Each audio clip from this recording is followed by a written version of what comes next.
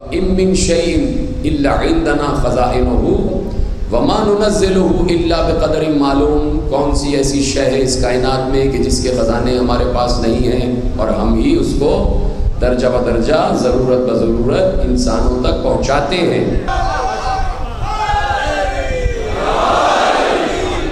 یعنی اس آیت کے ذریعے تخلیق طیر کی آیت کے ذریعے تخلیق آدم سمجھائی گئی ہے کہ سمجھنا چاہتے ہو کہ تخلیق آدم کیسے ہے، اور پھر اس کے ذریعے سے اللہ نے گفتگو آگے بڑھائی ہے. تو اکثر وہ کہتا ہے، اکثر اس کا ایک انداز ہے گفتگو کرنے کا، تو وہ کبھی بھی ایک معنی کے لیے دو لفظ استعمال نہیں کرتا. اسی کے لیے تو میں نے بات موڑی تھی نا، میں تو وہیں پر ہوں کہ کبھی بھی ایک معنی کے لیے دو لفظ نہیں. اس نے کہا خالق کے معنی بھی خلق کرنے والا اور باری کے معنی بھی خلق کرنے والا. لیکن حد فاصل کیا ہے؟ جو شے سے شے کو خلق کرے وہ خالق، جو لا شے سے شے کو خلق کرے وہ باری. یعنی کچھ ہو اور بن جائے تو اس کو کہتے ہیں خالق، اور کچھ نہ ہو اور بن جائے اسے کہتے ہیں باری. تو خالق اور بھی ہو سکتے ہیں لیکن باری صرف اللہ، کہ کچھ نہیں تھا اس نے بنا دیا. اس لیے یہ پوری کائنات، جملہ دے رہا ہوں آپ کو، پوری کائنات. دیکھیے نہج البلاغہ کا خطبہ آپ کے پیش نگاہ ہے، پڑھ چکا میں پرسوں کا خطبہ، کہ جس میں علی نے تخلیق زمین و آسمان پر بات کی ہے. کتنا مشہور جملہ ہے کہ میں کوئی نئی بات نہیں کہہ رہا، آپ بچپن سے یہ جملہ سنتے آ رہے ہیں جو آپ کے حوالے کر رہا ہوں، اور آسان ترین جملہ ہے کہ جب یہ شرح نہج البلاغہ لکھی ہے ابن ابی الحدید معتزلی نے، وہ جب اس خطبے پر پہنچا جس میں علی نے تخلیق زمین و آسمان پر بات کی ہے، پچھلے سال پورا خطبہ پڑھ چکا، اس کا ترجمہ بھی عرض کر چکا، صرف جملہ آپ کے حوالے کرنا چاہتا ہوں. اس نے کیا کہا کہ یہ، اور مشہور جملہ ہے اور آپ بچپن سے اس کو سنتے آ رہے ہیں، کہ اس نے کیا کہا کہ جو یہ خطبہ دے رہا ہے، علی نے جیسے بتایا کہ زمین آسمان کیسے بنے ہیں، کہا یا تو علی نے خود بنائے ہیں یا بنتے ہوئے دیکھے ہیں. جو یہ خطبہ دے رہا ہے وہ وہی کہہ سکتا ہے جس نے یا تو خود بنایا ہو یا بنتے ہوئے دیکھا ہو. جب کچھ نہیں تھا تو پہلا نور کون تھا؟ مصطفیٰ. اس سے پہلے صرف اللہ. اور اب اگر علی یہ کہہ رہے ہیں کہ میں نے زمین کو بنتے ہوئے دیکھا، آسمان کو بنتے ہوئے دیکھا، مصطفیٰ یہ کہہ رہے ہیں کہ میں نے سب کچھ بنتے ہوئے دیکھا، تو اس میں قباحت کیا ہے؟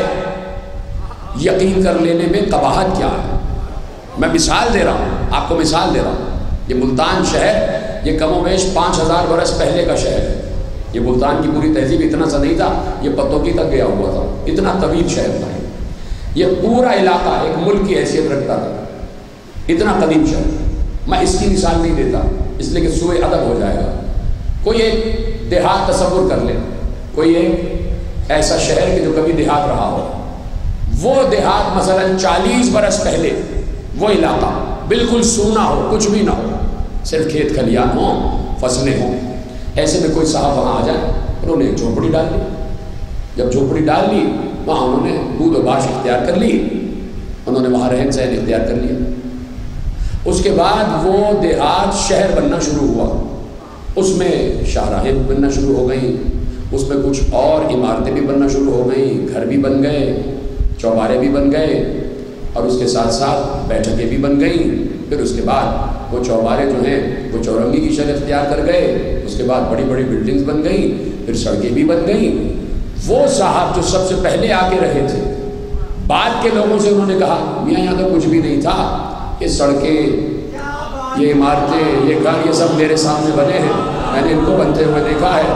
کوئی ہے جو ان کے منہ پر تماچا مارے یہ کیا کہہ رہے ہو، یہ کیا تم نے اتنا بڑا دعویٰ کر دیا کہ تمہارے سامنے پورا شہر آباد ہو رہا تھا؟ بھائی جو سب سے پہلے ہوتا ہے اس کے بعد جو کچھ بھی ہوتا ہے وہ اسے بنتے ہوئے دیکھ رہا ہوتا ہے.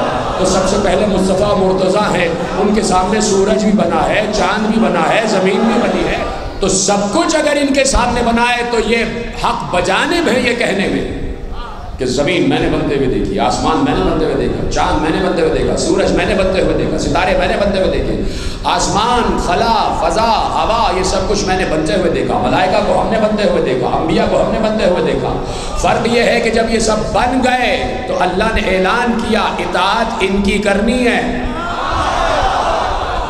ہر مخلوق سے کہا ان کی اطاعت کرنا، جن کو میں نے مصطفیٰ مرتضیٰ قرار دیا ہے ان کی اطاعت کرنا۔ اس لیے اللہ نے کہا، اس لیے معصوم نے جملہ محفوظ کیا کہ اصطفاہم لنفسہ، اللہ نے محمد و علی کو اپنے لیے مصطفیٰ کیا ہے، اپنے لیے۔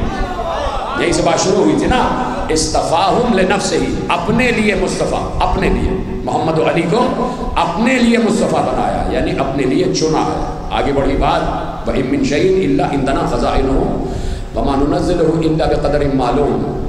توجہ کی نا آپ نے کہ اصطفاہم لنفسہ، ان کو اپنے نفس کے لیے منتخب کیا۔ اور آیت کیا ہے؟ کون سی ایسی شے ہے جس کے خزانے ہمارے پاس موجود نہ ہو؟ ہمارے پاس عندنا کی منزل ہے، ہمارے پاس ہر شے کا خزانے موجود ہے۔ وہ شے کے خزانے ہیں کیا؟ کوئی ایسا نہیں ہے کہ اللہ کے یہاں کوئی بہت بڑا ایک گوڈاؤن بنا ہوا ہو جس میں بہت سارا رزق رکھا ہو، بہت سارا پانی پڑا ہوا ہو، بہت سارا غلہ پڑا ہوا ہو، اولادیں رکھی ہوئی ہو، وہاں سے اللہ لے اور دے دے، وہاں سے اللہ لے اور دے دے۔ ایسا نہیں ہے، ایسا نہیں ہے۔ پھر کیسا ہے؟ پھر کیا ہے؟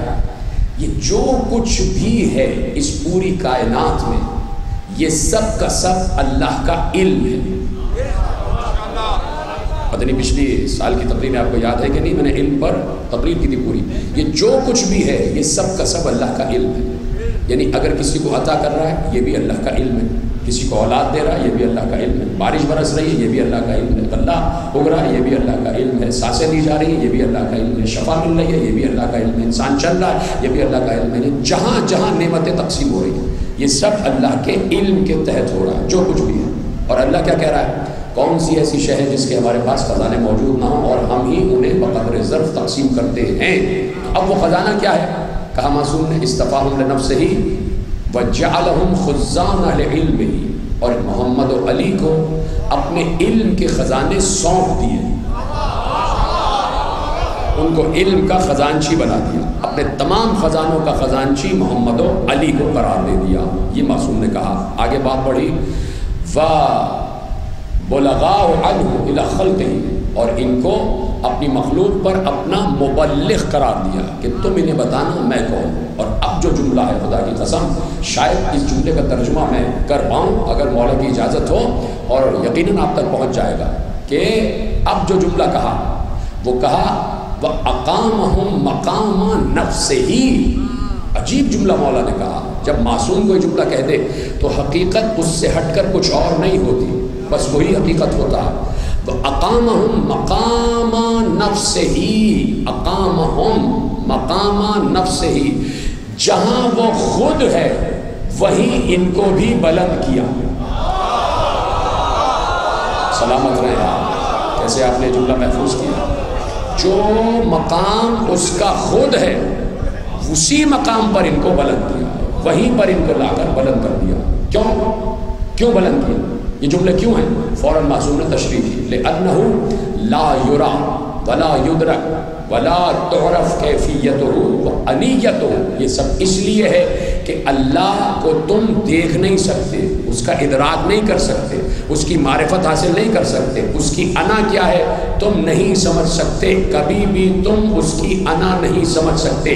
اس لیے بار بار علی کو انا کہنا پڑا تاکہ علی کی انا کے ذریعے وہ سمجھ میں آ جائے۔ یہ علی کی انا کیا ہے؟ علی نے کہا انا عین اللہ، انا جنب اللہ، انا حضن اللہ، انا ید اللہ، انا وجہ اللہ، انا نشان اللہ، تاکہ علی کی انا کے ذریعے اس کی انا کو سمجھو۔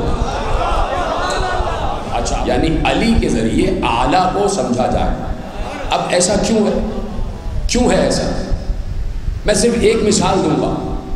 دیکھیے، اللہ جو ہے وہ نزول کی منزل پر نہیں آتا، کسی میں حلول نہیں کرتا، اس لیے کہ یہ اس کا اسٹیٹس نہیں ہے کہ خالق ہوتے ہوئے مخلوق میں داخل ہو جائے، اس لیے کہ اگر داخل ہو گیا تو محدود ہو جائے گا، جو محدود ہو جائے وہ اللہ نہیں ہے۔ اس لیے ہمارے ہاں حلول کا عقیدہ بھی نہیں ہے اور ہمارے ہاں تفویض کا عقیدہ بھی نہیں ہے کہ اللہ نے سب کچھ سونپ دیا اور اب آرام کر رہا ہے بیٹھا ہو، ایسا بھی نہیں ہے، کیونکہ وہ نزول کی منزل پر نہیں آ سکتا، وہ تنزل کی منزل پر، وہ پستی کی طرف نہیں آ سکتا۔ یہ سب کچھ پستی ہے اس کے لیے، جو اس کا مقام ہے وہ اپنے مقام ہی پر ہے۔ ضروری نہیں ہے کہ جب بلندی کا اشارہ کیا جاتا ہے تو وہ اوپر ہے، یہ بلندی کا اشارہ اس لیے کیا جاتا ہے کہ وہ سب سے بلند ہے، ویسے تو اس وقت ہمارے ساتھ موجود ہے، اتنا قریب ہے، اتنا نیچے آ جاتا ہے کہ ہمارے ساتھ موجود ہے۔ پتہ نہیں کیسے سمجھ رہے ہیں کیسے نہیں، ویسے ہر جگہ موجود ہے، لیکن جو بلندی کا اشارہ ہے وہ صرف اس لیے کہ وہ سب سے بڑا ہے، وہ سب سے بلند ہے، وہ سب سے اکبر ہے۔